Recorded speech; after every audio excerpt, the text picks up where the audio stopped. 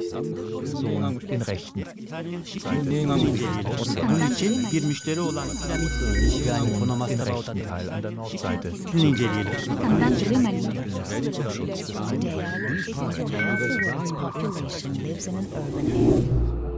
Moving forward. So today I'm going to be talking about everyday practices in cities and how people are really changing their lives because of different issues. So austerity issues, because they can't really survive in cities anymore, or because they have lost their jobs, or because they just financially cannot survive in a city. And also another reason is because of the fact that they want to power down. So let's say if we're looking at John Urry's text on societies beyond oil, he looks at low carbon futures and how people are really sharing resources, figuring out other ways to live in order to power down, not use as much energy as they do, in order to ensure that their future is actually going to be better for their children, etc., etc.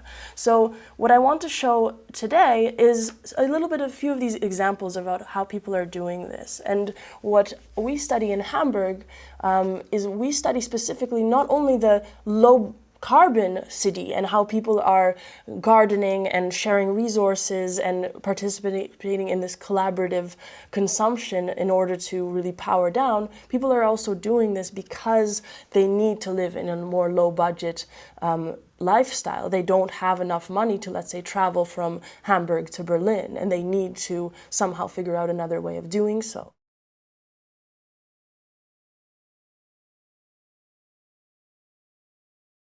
So I'm going to show this relationship between these collective mobile practices and urban and digital infrastructure. So my first example is Airbnb. What is Airbnb? It's a short-term rental website, which is an example of various different short-term rental websites that are online, and it allows you to share your room, let's say your tent in your backyard, provide accommodation for somebody else, but you do it for a certain fee. So you become essentially a hotel. And this is becoming very, very popular. There's really millions of people who share their space in, let's say, Berlin, large cities like New York and Hamburg, and they're doing so not only because they want to earn a little bit of money, but oftentimes they need to stay in their home, and they're thinking, how can I do so? Okay, well, I could rent out a room in my house for 2 days, 2 weeks, and then actually stay in the home that I've been living in because my husband has lost his job because of cuts last year, et cetera, right? So this is one example, and I'm looking at why people are doing this, but also how does this change human interaction? How is it changing interaction between strangers who are coming into your home, and you're doing this because you want to live a more sustainable life in your city? So for me, what's really interesting is really these reconfigurations of how we are social with one another because we need to actually survive in our place that we're living in.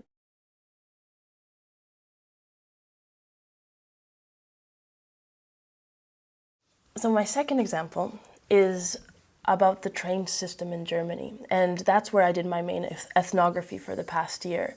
And really what my methods were, I was kind of following travelers and seeing what their problems were with the main train system. And what I've actually heard and I found out is that the German train system is very expensive for the average traveler. Let's say a trip between Berlin and Hamburg costs 70 euros, and that's way too expensive, not only for students or somebody who doesn't have a job, but for anybody really that has an average job in Germany. So really what is happening is something called ticket sharing. And what ticket sharing is actually a great example of how people reconfigure themselves in order to somehow survive with the regular infrastructure that is the rail system in Germany. And what they're doing is they're taking a ticket that is, let's say for the same journey from Berlin to Hamburg, and there's an offer from the German rail to travel with 5 people for 50 euros on a bit of a longer train.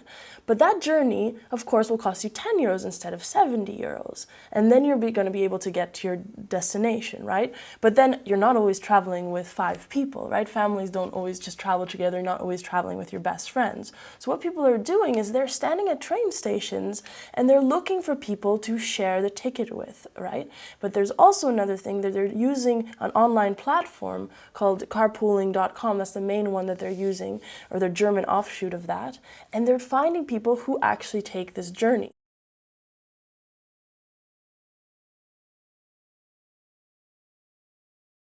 So on, let's say, carpooling.com, you go online and you check out who's going at what time from Berlin to Hamburg, and they say this journey is perfect, and you see that it shows it's not only a carpool, it's also a train ticket share, and it says I have 4 spots on my train ticket, do you want to meet me at this and this platform at this and this time?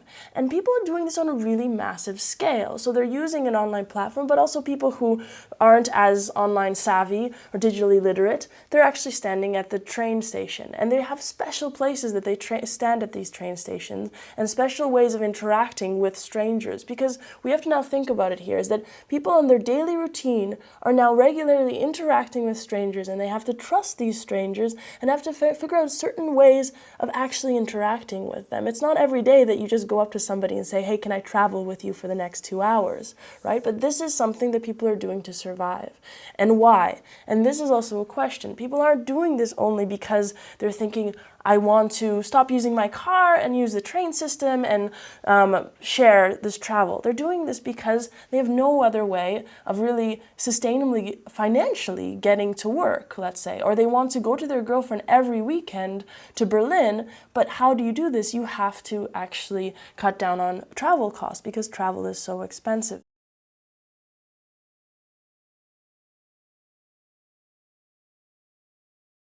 So this is really one example of this, and what I've also really noticed is that, first of all, the train station is very, very important. So this, where people stand, is so important. So you have to stand next to a train ticket machine. So there's a specific ticket machines where if you have to catch somebody before they buy their ticket in order to share this ticket with them, right?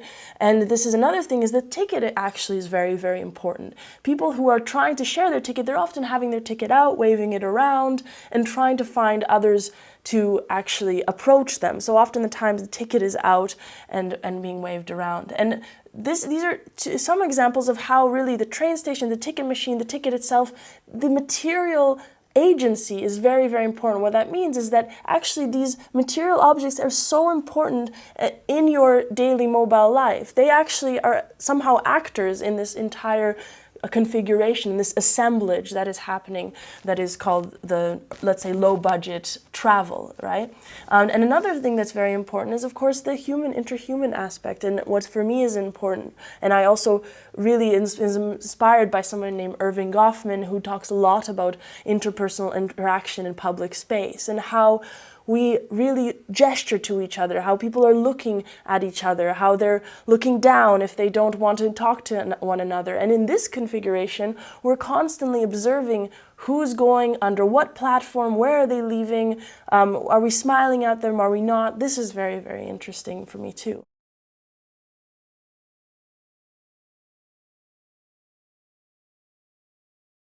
So what is happening here, there's a very lovely example of something that's called the sharing economy, or the collaborative consumption, where people are using online technologies also in order to share their resources offline. But another thing, so there's few actors. There's the German train system, the Deutsche Bahn, right, who's making these train tickets, and you all the time have to, it's not illegal to do this, of course, but it's a fine line, of course. And you're constantly also thinking about, is this train ticket going to be offered for another half a year? It's the offer of the train system, right? So you're always reliant on the main infrastructure. And then, of course, you have the other very important actor, which is the actual person who buys the main train ticket and actually tries to find others and provides this. They're called the managers in the colloquial term. And then another thing that was very important is the actual place that people are configuring themselves. So it's not just completely arbitrary. The main station is like a stage where people are assembling themselves. And so this is really what I wanted to explain for this example, is that how these kinds of configurations are coming into being, and what is the relationship between this collective mobile practice and urban digital infrastructure. And another important thing that I also wanted to talk about here is that how infrastructure can implement changes that instantly reconfigure this assemblage. People have been taking advantage of this system now, and there's people who are called kind of the mafia colloquial, who buy this ticket and ride around the trains every kind of all day. Let's say they buy a ticket between Berlin and Hamburg, and they ride be back and forth, because you can find 5 people in Hamburg, then you find 5 people in Berlin, and you're constantly pocketing that money. So people are taking advantage of also the sharing economy. And people can also then, of course, when people are configuring themselves and helping share the resources, there's also people who can take advantage of this system.